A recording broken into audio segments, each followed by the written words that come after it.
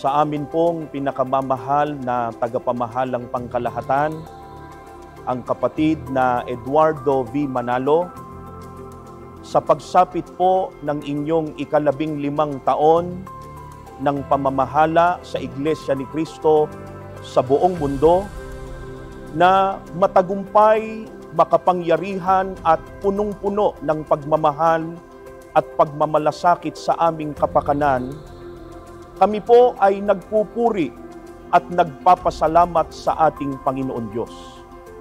Nagpapasalamat din po kami sa pamamahala, sa pangunguna at paggabay sa amin upang makapagbigay kasiyahan sa ating Panginoon Diyos.